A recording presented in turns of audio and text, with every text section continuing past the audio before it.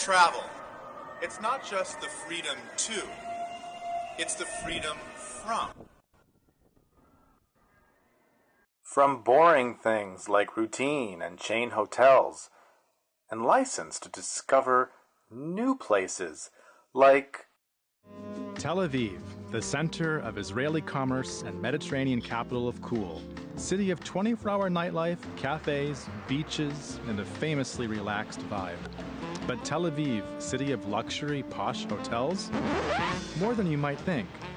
Boutique hotels are popping up more and more in Tel Aviv, a city where all the main hotels used to be known for hugging the shore. But with rich Bauhaus architectural heritage, many older buildings are ripe for redevelopment, some as swanky hotels. The latest and perhaps most dramatic example, right in the heart of the UNESCO-stamped White City, is the Norman Hotel. The main building that hosts the two restaurants and the bar. Where we are now. Where we are sitting in the Norman restaurant. Dates back to 1925, residential. Would have been maybe 6 to 8 apartments. And to this building, we added an extension that allowed us to have 30 keys in this building and also support the rooftop pool. So Right. the other building, also from the same era, but more of an eclectic style. Urban and urbane, this is a different Tel Aviv experience beyond the beach that puts more of the actual city within reach. Right next to us, within walking distance, we're at Rothschild Boulevard, but then we have access to galleries and restaurants, museums, theaters. Within 10-minute walking radius, there's still so much to do that people probably don't know exists. So it's really not that far away from the beach itself, but it is a different experience and happens to be an urban experience. Inside is luxury and furniture from Portugal, lots of light, while in the garden, there are fruit trees. Yes, fruit trees. I wanted to kind of bring back why Tel Aviv started, you know, the Jaffa orange, and the citrus hills and all that. So we made sure that we had an element of that. And so we have grapefruit trees in the gardens that separates the two buildings.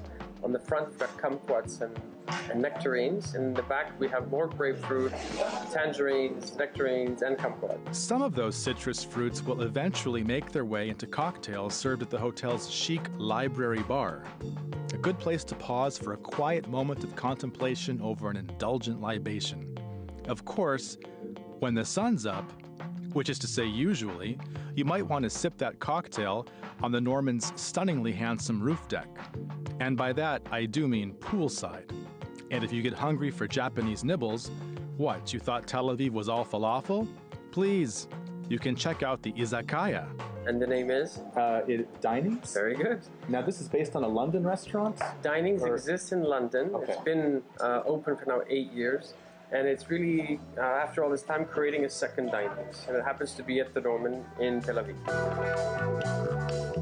With all the great local art and photography in the Norman, you might be inclined to linger longer right where you are, just to take it all in. It's all Israeli contemporary artists. We looked at about 20, 25 artists, and then we selected about 15, 16 artists. And we purchased a portion of the art, and we also borrowed a portion of the art, so half and half, let's say. And so it sits everywhere. It's in the public areas, it's in the guest rooms, in the suites. And it was for us a way to express and support the art movement in Tel Aviv through the expression of it being a bit more modern, a bit more of what is really relevant to Tel Aviv art. And the Norman is the place you'll definitely want to be if you want to pamper yourself in style in Tel Aviv. This may be a city of sun and sundry sins at heart, but even die-hard beachgoers need to go to sleep sometime. When your requirements call for first class and unforgettable, the Norman just may be the savvy traveler's new address.